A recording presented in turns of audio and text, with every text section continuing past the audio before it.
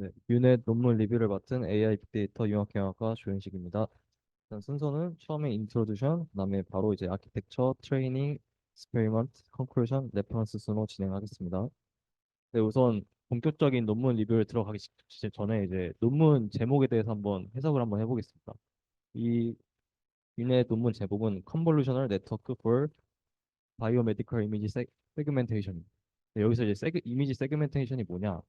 이제 이미지의 이제 각각 피스들을 특정 클래스로 이제 분류해서 이제 오른쪽 그림과 같이 이미지에 어떤 객체들이 존재하는지 이제 구분을 하는 이제 태스크입니다. 이제 그 다음으로 이제 그러면 바이오 메디컬 이미지가 뭐냐? 네, 아래 사진과 같이 그냥 세포를 찍은 사진이라고 생각하시면 됩니다. 그래서 즉 이제 유는 모델은 뭐냐? 이제 이미지 세그멘테이션을 이제 바이오 메디컬 이미지 태스크에다가 적용시킨 모델이라고 할 수 있습니다. 이제 그럼 본격적인 논문 리뷰에 들어가면 그냥 기존 컨볼루셔널 네트워크의 이제 주요 태스크는 이제 아래와 같이 한 이미지에서 이제 주요 객체가 어떤 객체인지 분류하는 게 주요 태스크였습니다. 하지만 이제 바이오 메디컬 이미지에서는 이제 한 이미지에 이제 여러 개의 세포가 들어 있어서 이제 더욱 세밀한 이제 분류가 필요하고, 즉 이제 바이오 메디컬 이미지에서는 이미지 분류뿐만 아니라 이제 그 객체가 존재하는 경계를 찾아서 이미지가 어디에 위치해 있는지도 찾아야 됩니다. 그러나 이제 바이오 메디컬 분야에서는 이제 트레이닝 셋이 부족합니다.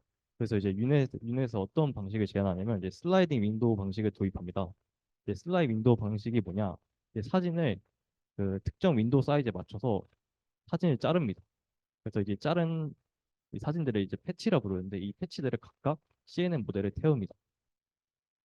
이제 이렇게 함으로써 이제 학습 데이터가 한 이제 이미지 단위가 아닌 이제 패치 단위가 되면서 이제 데이터셋이 풍부해지게 되겠죠. 네, 하지만 여기서 이제 문제가 존재합니다.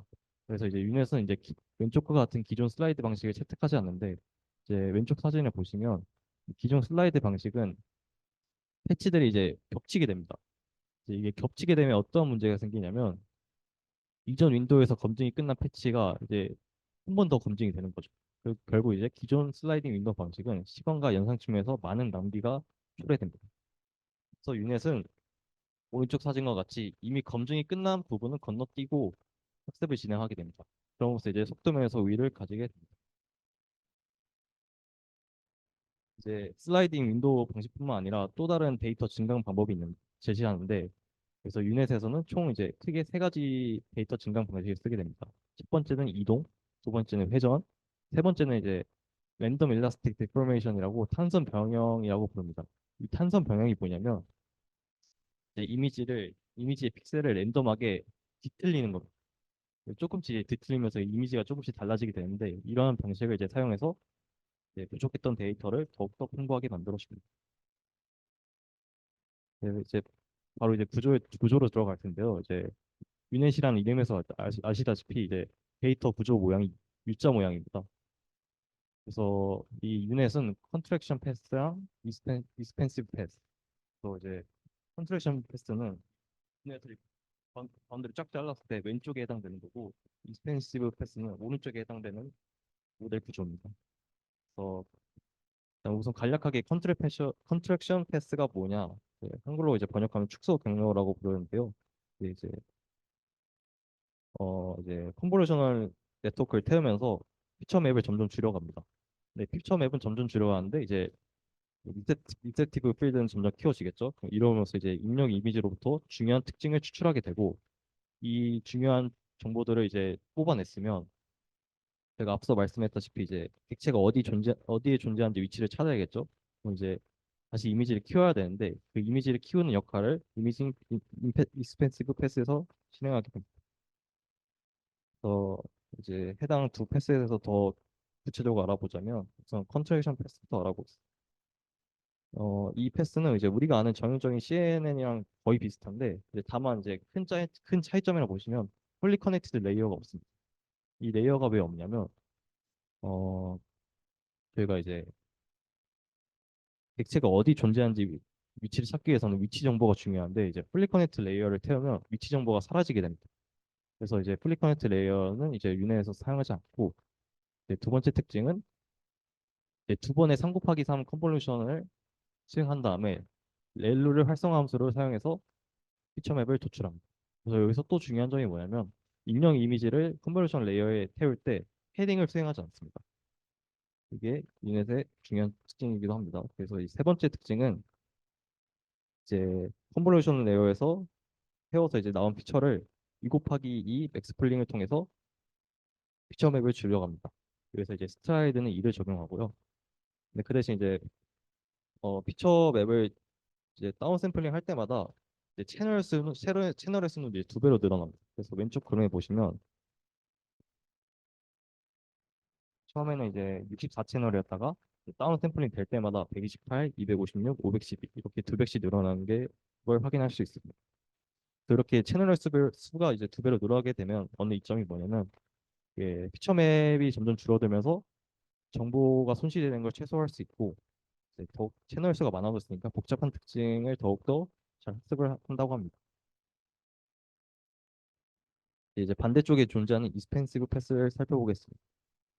그 익스펜시브 패스는 이제 아까 이제 컨트랙션 패스랑 완전 반대인데요. 이제 이쪽 패스는 이제 이미지 피처 맵을 2배씩 늘려갑니다. 크기를.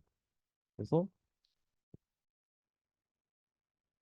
아, 52 곱하기 52였던 게 104 곱하기 104가 되고 100 곱하기 100이었던 게 200 곱하기 200이 되고 196 곱하기 196이었던 게 2배가 돼서 392 곱하기 392가 됩니다.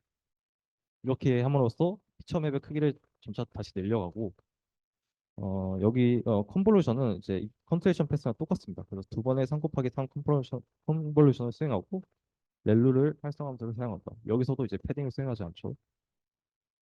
그리고 이제 또 반대인 게 여기서는 채널 횟수를 반으로 줄여나갑니다. 저희가 컨트레이션 패스에서는 채널 횟수를 2배 늘어가면서 복잡한 특징들을 학습할 수 있는데 이제 익스펜시브 패스에서는 그 학습한 거를 이제 한 번에 이제 결합을 함으로써 더욱 정제된 형태의 피처 맵을 생성하게 됩니다. 그리고 더 이제 중요한 부분인데 이제 마지막 단에서는 1 곱하기 1 컨볼루션을 사용해서 채널 횟수를 2개로 줄입니다. 이 두 개 채널 횟수를 왜 2개로 줄이냐면 저희가 어, 슬라이드로 넘어가면 어, 바이오메디컬 이미지는 세포막이랑 세포로 구별이 돼 있어요.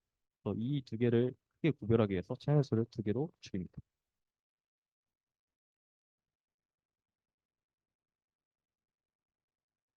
네, 그리고 이제 유넷에서는 스키 커넥션이 존재하는데요. 저희가 제가 계속 말씀드리지만 그 컨버전 네트워크를 이제 입력 이미지의 컨버전 네트워크에 태울 때 패딩을 수행하지 않습니다. 패딩을 수행하지 않고 컨버전을 수행하기 때문에 가장자리에 있는 데이터의 손실이 더 커지게 됩니다. 유넷은 이를 보완하고자 같은 층에 있는 피처 맵을 어, 익스펜시브 피처 그 입력 이미지에다가 단순히 컨캣을 합니다. 근데 이거를 그냥 갖다 붙이지 않고 그 피처 맵에서 중앙 부분의 테두리에 따라서 크로핑해서 갖다 붙입니다. 테두리에 따라서 크로핑하기 때문에 테두리에 대한 정보를 추가로 보완할 수 있겠죠. 그리고 이 부분을 설명하기 전에 어,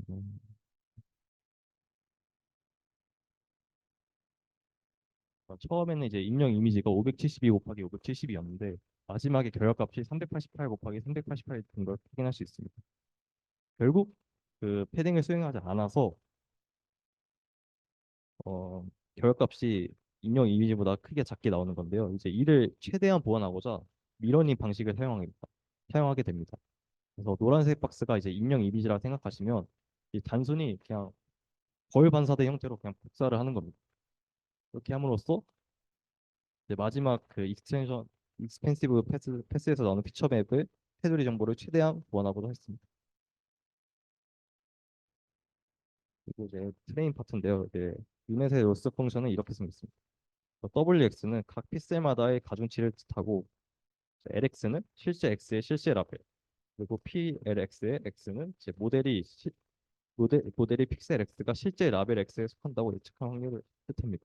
이때 확률은 소프트맥스 함수로 계산이 됩니다. 그래서 이제 각 필수마다의 가중치에 대해서 더 알아보자면 가중치는 그 오른쪽 식과 같이 계산이 되는데요. 이 식을 하나씩 뜯어보자면 WCX는 이제 클래스의 빈도의 불균형을 해결하기 위해서 도입이 되었다는데 더 자세하게 설명드리자면 아니 어떠한 한 클래스가 존재하는데 이게 이 클래스가 상대적으로 다른 클래스보다 빈도가 적다. 근데 특정 픽셀이 이 빈도가 적은 클래스를 예측했으면 그 픽셀에 대한 가중치를 더 높이게 되는 거예요. 이렇게 함으로써 이제 불균형을 좀 보완할 수도 있고 그리고 식에서 이제 오른쪽 부분에 D1X, D2X가 존재합니다. D1X는 이제 픽셀 X의 위치로부터 가장 가까운 경계와의 거리, D2X는 이제 두 번째로 가까운 경계와의 거리를 뜻합니다. 이 거리 정보를 통해서 만약 이 사진과 같이 경계와 가까운 픽셀이 오류를 냈다. 그러면 거기에 큰 가중치를 냅니다. 이렇게 경계와 가까운 픽셀에 큰 손실 값을 부과함으로써 이제 세포 경계를 더 정확하게 분류를 하겠죠.